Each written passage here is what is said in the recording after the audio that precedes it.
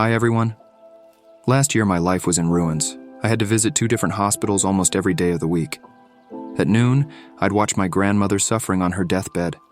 In the evening, I'd sit beside a close friend who'd fallen off a building, broken his spine, and couldn't even go to the toilet on his own. All the while, I was toiling in the dark every night until the sun rose. I needed to save my career, which was on the verge of complete failure. Nothing seemed to be working for me. My life was hopeless. Worse, being a natural introvert with few friends, I had no one to turn to. I couldn't even find one person to share my burden with. Every day was a struggle. I would take 1 step forward and 2 steps back. I was stuck. I was losing my strength to inch forward because I realized nothing I did would ever work. I thought I was destined to be homeless and lonely till the day I die, which I thought was not that far off, by the way. There was no way out. I know things may be hard for you too.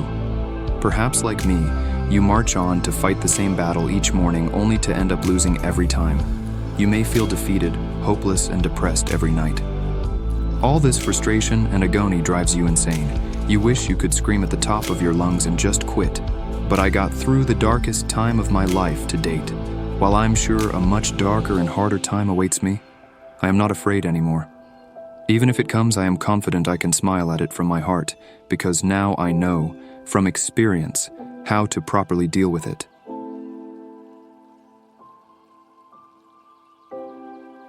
If you feel defeated and sad, don't force yourself to feel otherwise. Whatever you're feeling is a huge rolling snowball. Fighting it in your head is like trying to stop the snowball by throwing more snow at it. Instead of stopping it, you only make it bigger and faster. Likewise, you are giving too much importance to your hopelessness. If you try to fight it directly with your mind, you are only feeding into its momentum. You might think meditation is the key to feeling better, but it can't help you numb your emotions. I know because I'm an experienced meditator, and I fall into this trap.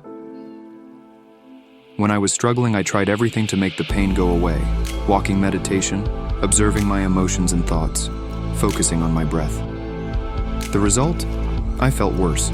Why? When you try to get rid of an emotion, you are actually just wrestling with the emotion in your head. When you meditate not for the sake of it, but to stop a certain feeling, it's no longer meditation. It becomes just another vain attempt to suppress your emotions.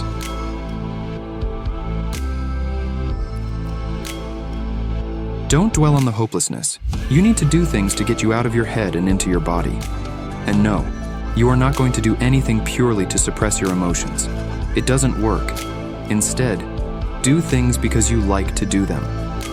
What do you do for fun? What do you do to relax? What do you normally do when you feel bored?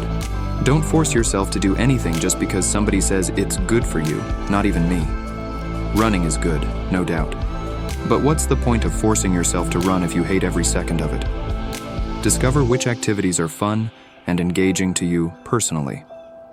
These activities engage your mind and body the most, and they can take you into the present most effectively. Make any healthy choice that makes you feel better. Watch TV, eat a little dark chocolate, play video games, surf the internet. Just be sure to stay away from drugs and alcohol, which will only make things worse. Me? I did things I've never done before. Downloading an addictive mobile game, eating fatty foods in moderation, and reading YA novels blush. Balance your life with some truly relaxing you time. This is the time where you take all expectations off. No self-improvement, no studying, no work, no meditation. Nothing. Just play and do whatever calls to you. This is what self-care really is. When you do this, you completely disengage yourself from your overwhelming sense of hopelessness. And while the snowball will still roll on in the background, it will end sooner or later because you won't be feeding into its momentum anymore. This is how you really stop resisting your emotions and thoughts. This is how you really let go.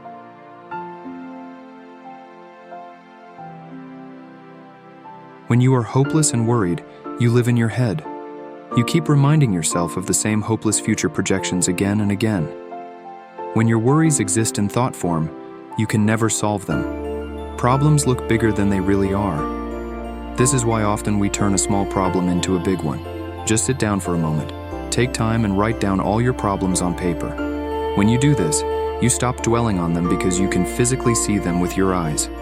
Problems will become real objects you can analyze and solve hands-on.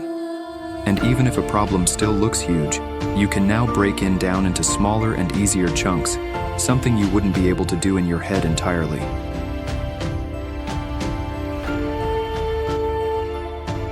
You can't expect a deus ex machina. Sure, luck plays a huge part in our lives, but when you are stuck in a rut, you have to save yourself. Even if you can't, you still have to take action to ask for help. Things will not miraculously get better on their own. Dwelling and sulking are not going to make your seemingly hopeless life any better. I understand it's very hard to take action when you feel depressed or frustrated with life, but taking action is your only way out.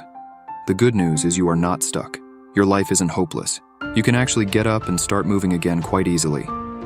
Here's how. Once you've written your worries down, target the easiest problem you can solve without much effort.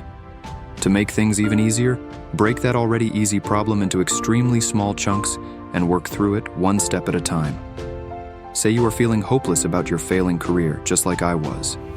But as you brainstorm your problems, you discover many other trivial problems, such as a faulty computer, a messy room, or even a pile of unwashed dishes.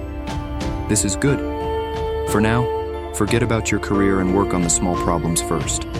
Why? Because if you got yourself a good computer, you may work more efficiently. If you now have a tidy room, you'll be calmer and more relaxed. You'll sleep better. This gives you more energy and focus with your career too. The truth is, anything you do will begin a positive upward cycle. The more trivial problems you work on, the easier your bigger problems will become. So take some pressure off and just focus on tackling that one tiny and easy task at hand.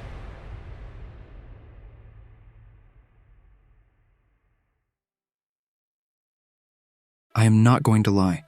Eventually, you will face a challenge that will be your last one. We all will. But likely not this time. This will not be the end.